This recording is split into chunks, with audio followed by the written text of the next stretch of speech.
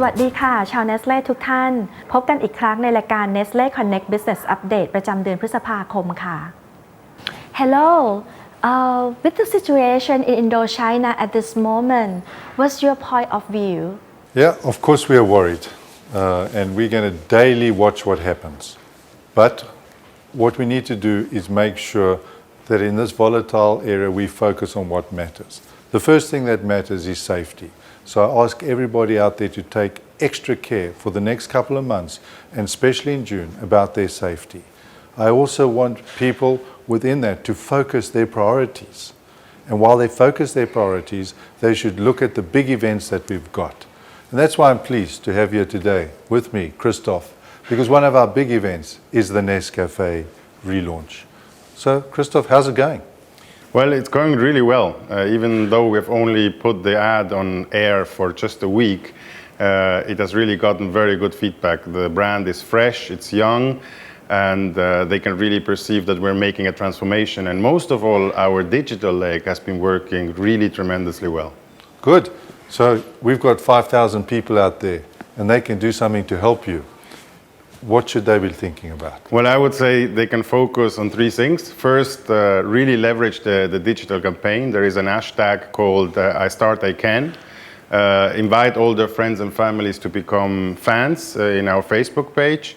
But also I think it's important that our commercial friends and everyone who's out there makes sure that our execution at the point of sale really looks great. And on top of that, we will talk to our technical friends and supply chain friends that we ensure supply. I think getting that supply out there during this campaign is important. Good. So there's some good points for us to prioritize. So as we look at the next month of June, let's make sure that we're all out there focusing on the priorities and making sure that we don't become victims of what's happening, but we become very competitive in this situation. But at all times, please everybody take extra care of your safety for yourselves and your families and your people. I look forward to a good June. I'm confident that we'll come through with a good June. I hope the politicians and everybody out there sees it the same way and finds a way for a better future for us in this region. David, how was our business in May doing? Well, Michelle, May is looking good. Overall, NIM and F&B are performing strongly in the month, and we're on track for the highest month of the year for NIM Indochina. Our OG year-to-date April was plus 3%. At the end of May, we will be more than plus 4%. In particular, Wyeth Nutrition is performing strongly, selling in their relaunched range. Overall, NIM organic growth for the year is well on track towards our annual target. Coffee business in Thailand is performing very well year-to-date with a positive growth of 5%. This will continue to improve as we spend more heavily behind the relaunch of Nescafe in the coming months. Any other highlight? Other highlights year-to-date are the RTD coffee business, which is plus 12% so far, and ice cream is having a great month in May, the highest month of the year for that business. Also great to see is Myanmar.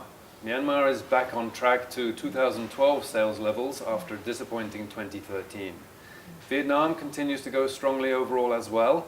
The coffee category there is very competitive still, but Milo is flying. Overall, Vietnam profitability is well ahead of target, well ahead of year to date, and contributing very strongly to Indochina's first half profit performance. Overall, good sales in Thailand are reflected in a strong market share position. We've got good gains for Nestle overall and as well in many categories. This, coupled with a slightly second half weighted spend plan in terms of PFME, is leading us to a very high half one OP1 delivery. However, in the second half, we face increasing input cost pressure, in particular coffee and MSK. This is going to need some price increases. These are in plan now by those businesses affected, and they'll be in place shortly. However, in the second half of the year, we will face higher input costs, in particular coffee and MSK. Certain businesses are needing to take price increases, and these are being finalized now.